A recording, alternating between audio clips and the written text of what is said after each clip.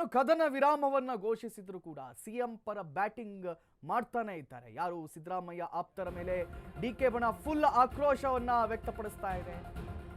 High command ಇಷ್ಟೆಲ್ಲ ಹೇಳಿದ್ರು ಕೂಡ ಇವರು ಮಾತೇ ಕೇಳ್ತಾ ಇಲ್ವಲ್ಲ. ಸಿಎಂ ಸಿದ್ದರಾಮಯ್ಯರವರ ಪರವಾಗಿ ನಿರಂತರವಾಗಿ ಬ್ಯಾಟಿಂಗ್ ಮಾಡ್ತಾ ಇದ್ದಾರೆ ಅಂತ ಹೇಳಿ ಯತೀಂದ್ರ ಬಹಿರಂಗ ಹೇಳಿಕೆಗೆ ಡಿಕೆ ಬಣ ಕೆಂಡಾಮಂಡಲವಾಗಿದೆ. ಸಹಜವಾಗಿ ಅವರು ಆಗ್ತಾರೆ, ಆಗ್ಲೇಬೇಕು, ಅದಕ್ಕೆ ಅಲ್ವಾ ಬಣ ಅಂತ ಕರೆಯೋದು. ಡಾಕ್ಟರ್ ರಂಗನಾಥ್, ಶಾಸಕ ಎಚ್.ಸಿ. ಬಾಲಕೃಷ್ಣ ಸೇರಿದಂತೆ ಹಲವರು ಆಕ್ಷೇಪವನ್ನು ವ್ಯಕ್ತಪಡಿಸಿದ್ದಾರಂತೆ. ಯಾರಲ್ಲ? ಡಾಕ್ಟರ್ ರಂಗನಾಥ್, ಶಿವಗಂಗಾ ಬಸವರಾಜ್, ಇಕ್ಬಾಲ್ ಹುಸೇನ್, ಶಾಸಕ ಎಚ್.ಸಿ. ಬಾಲಕೃಷ್ಣ ಸೇರಿದಂತೆ ಹಲವರು ಆಕ್ಷೇಪವನ್ನ ವ್ಯಕ್ತಪಡಿಸಿದ್ದಾರೆ. ಅಧಿಕಾರ ಹಂಚಿಕೆ ಬಗ್ಗೆ ಬಹಿರಂಗ ಹೇಳಿಕೆಗೆ ಕೆಂಡಾಮಂಡಲರಾಗಿದ್ದಾರೆ. ಸಿಎಂ ಡಿಸಿಎಂ ಸಭೆ ಆದರೂ ಯತೀಂದ್ರ ಬಹಿರಂಗ ಹೇಳಿಕೆ ಕೊಟ್ಟಿರುವಂಥದ್ದು ಸರಿಯಲ್ಲ. ಬಹಿರಂಗ ಹೇಳಿಕೆ ನೀಡ್ತಿರೋದಕ್ಕೆ ಡಿಕೆಶಿ ಆಪ್ತರು ಕೆಂಡಾಮಂಡಲರಾಗಿದ್ದಾರಂತೆ. ನಿನ್ನೆ ಒಂದು ಕಡೆಯಲ್ಲಿ ಅಹಿಂದ ನಾಯಕರು ಮುಖಂಡರು ಕೂಡ ಪ್ರೆಸ್ ಮೀಟ್ ಅನ್ನ ಮಾಡಿದ್ರು.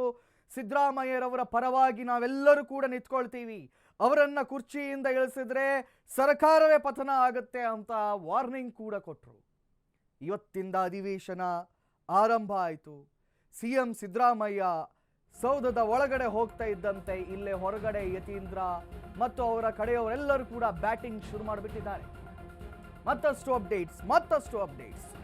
ಸಿಎಂ ಪುತ್ರ ಯತೀಂದ್ರ ರೇಖೆ ದಾಟಿದ್ದಕ್ಕೆ ಡಿಕೆ ಬಣ ಮತ್ತಷ್ಟು ಗರಂ ಆಗಿದೆ ಅಂತೆ. ಜನವರಿ 6ರಿಂದ 9ರವರೆಗೆ ಕಾದು ನೋಡಿ ಎಂದು ಡಿಕೆಶಿ ಆಪ್ತರು ಹೇಳಿದ್ದಾರೆ. ನವೆಂಬರ್ ಕ್ರಾಂತಿ ಬಳಿಕ ಇದೀಗ ಜನವರಿ ಕ್ರಾಂತಿ, ಸಂಕ್ರಾಂತಿಯಲ್ಲಿ ಕ್ರಾಂತಿ ಆಗತ್ತಾ? ಕಾದು ನೋಡಬೇಕಾಗಿದೆ. ಡಿಕೆ ಶಿವಕುಮಾರ್ ಆಪ್ತ ಇಕ್ಬಾಲ್ ಹುಸೇನ್ ಹೊಸ ಬಾಂಬ್. ಟೋಟಲಿ ರಾಜ್ಯದ ಬಗ್ಗೆ ಚಿಂತೆ ಮಾಡುವವರು, ರಾಜ್ಯದ ಸಮಸ್ಯೆ ಬಗ್ಗೆ ಕೇಳುವವರು ಯಾರೂ ಇಲ್ಲ ಸ್ವಾಮಿ, ಇಲ್ಲಿ ಯಾರೂ ಇಲ್ಲ. 4 ತಿಂಗಳಾಯ್ತು ರಾಜ್ಯದಲ್ಲಿ ಏನಾಗ್ತಾ ಇದೆ? ಕುರ್ಚಿ ಗಲಾಟೆ ಆಗ್ತಾ ಇದೆ ಅಷ್ಟೇ, ಖಾಲಿ ಕುರ್ಚಿ ಗಲಾಟೆ. ಡಿಕೆ ಶಿವಕುಮಾರ್ ಆಪ್ತ ಇಕ್ಬಾಲ್ ಹುಸೇನ್ ಕೆಂಡಾಮಂಡಲ ಆಗಿದ್ದಾರಂತೆ. ಪವರ್ ಪ್ಲೇಗೆ ಜನವರಿ ಟೈಮ್ ಫಿಕ್ಸ್ ಮಾಡಿದ್ದಾರೆ ಡಿಕೆ ಬಣ. ಯತೀಂದ್ರ ಸ್ಟೇಟ್ಮೆಂಟ್ನಿಂದ ಪಕ್ಷಕ್ಕೆ ಹಾನಿ ಆಗ್ತಾ ಇದೆ ಬೆಳಗಾವಿಯಲ್ಲಿ.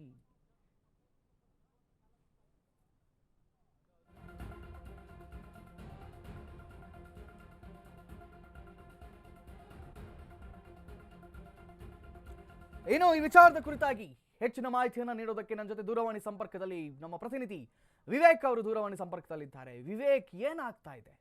ಈ ಇಬ್ಬರು ನಾಯಕರು ಕೂಡ ಏನು ಇಲ್ಲ, ನಾವೆಲ್ಲ ಒಟ್ಟಿಗಿದ್ದೇವೆ, ಅಣ್ಣ ತಮ್ಮನಂತೆ, ಅದಂತೆ ಇದಂತೆ ಅಂತ ಹೇಳಿದ್ರು ಕೂಡ ಯಾವುದೂ ಸರಿ ಇಲ್ಲ ಅನ್ನೋದು ಬಹಳ ಸ್ಪಷ್ಟವಾಗಿ ಗೊತ್ತಾಗ್ತಾ ಇದೆ. ಒಂದು ಕಡೆಯಲ್ಲಿ ಡಿಕೆ ಕಡೆಯವರು ಇಲ್ಲ ಸಂಕ್ರಾಂತಿಯಲ್ಲಿ ಕ್ರಾಂತಿ ಆಗುತ್ತೆ ಅಂತ ಹೇಳ್ತಾ ಇದ್ದಾರೆ. ಮತ್ತೊಂದು ಯತೀಂದ್ರ ಅವರು ಡೈರೆಕ್ಟ್ ಆಗಿ ಓಪನ್ ಆಗಿ ಹೇಳಿದ್ರು. ಡಿಕೆಶಿ ಅವರು ಹೋಗಿ ಕೇಳಿದ್ರು ಕೂಡ ಹೈಕಮಾಂಡ್ ಒಪ್ಪಲಿಲ್ಲ ಅಂತ ಹೇಳಿ. ಏನೇನು ಅಪ್ಡೇಟ್ಸ್ಗಳು ಲಭ್ಯವಾಗ್ತಾ ಇದೆ ವಿವೇಕ್? ಎಸ್ ಕಾರ್ತಿಕ್, ಈಗಾಗಲೇ ಕಳೆದ ಒಂದು 15 ದಿನಗಳಿಂದ ನೋಡ್ತಾ ಹೋದ್ರೆ ಪವರ್ ಶೇರ್ ಎಂಬ ವಿಚಾರ ರಾಜ್ಯ ಸರ್ಕಾರದಲ್ಲಿ ಗೊಂದಲ ಸೃಷ್ಟಿ ಮಾಡ್ತಿದೆ ಅಂದ್ರೆ ಕೂಡ ತಪ್ಪಾಗ್ಲಿಕ್ಕಿಲ್ಲ. ಯಾಕಂದ್ರೆ ಕಳೆದ ಒಂದು 15 ದಿನದಿಂದ ಕೂಡ ಡಿ.ಕೆ. ಶಿವಕುಮಾರ್ ಬಣದವರು ಡಿ.ಕೆ. ಶಿವಕುಮಾರ್ ಮುಖ್ಯಮಂತ್ರಿ ಆಗ್ತಾರೆ, ಖಚಿತವಾಗಿ ಆಗ್ತಾರೆ ಅಂತ ಒಂದ್ ಕಡೆ ಅಭಿಪ್ರಾಯ ವ್ಯಕ್ತಪಡಿಸ್ತಿದ್ರೆ, ಜೊತೆಗೆ ಸಿಎಂ ಆಪ್ತ ಸಚಿವರಾದಂತವ್ರು, ಸಿಎಂ ಆಪ್ತ ಬಣದಲ್ಲಿ ಗುರುತಿಸಿಕೊಂಡಂತವ್ರು ರಾಜ್ಯದಲ್ಲಿ ಯಾವುದೇ ಬದಲಾವಣೆ ಆಗಲ್ಲ, ಸಿಎಂ ಆಗ 5 ವರ್ಷಗಳ ಕಾಲ ಸಿದ್ದರಾಮಯ್ಯನವರು ಮುಂದುವರಿತಾರೆ ಎಂಬ ಒಂದು ಹೇಳಿಕೆಗಳನ್ನ ನೀಡ್ತಾ ಇದ್ರೆ, ಇಲ್ಲಿವರೆಗೂ ಕೂಡ ಈಗಾಗಲೇ ಹೈಕಮಾಂಡ್ ಇದಕ್ಕೆಲ್ಲ ಬ್ರೇಕ್ ಹಾಕ್ಬೇಕು ಅಂತ ಹೈಕಮಾಂಡ್ ಕೂಡ ಒಂದಿಷ್ಟು ಸೂಚನೆಗಳನ್ನ ಕೊಟ್ಟಿದ್ದು, ಬ್ರೇಕ್ ಹಾಕೋದಕ್ಕೆ ಕೂಡ ಮುಂದಾಗಿತ್ತು. ಅಷ್ಟೆಲ್ಲ ಆದ್ರೂ ಕೂಡ ಇವತ್ತು ಅಧಿವೇಶನದಲ್ಲೂ ಕೂಡ ಅಷ್ಟೇ ಒಟ್ಟಾಗಿ ಹೋರಾಟ ಮಾಡ್ತೇವೆ, ನಾವ್ ಬ್ರದರ್ಸ್ ಅಂದ ರೀತಿಯಲ್ಲೇ ಇದ್ದೇವೆ ಅಂತ ಸಿದ್ದರಾಮಯ್ಯನವರು ಕೂಡ ಹೇಳಿಕೆಯನ್ನ ಕೊಟ್ಟಿದ್ರು, ಡಿ.ಕೆ. ಶಿವಕುಮಾರ್ ಕೂಡ ಹೇಳಿಕೆಯನ್ನ ಕೊಟ್ಟಿದ್ರು.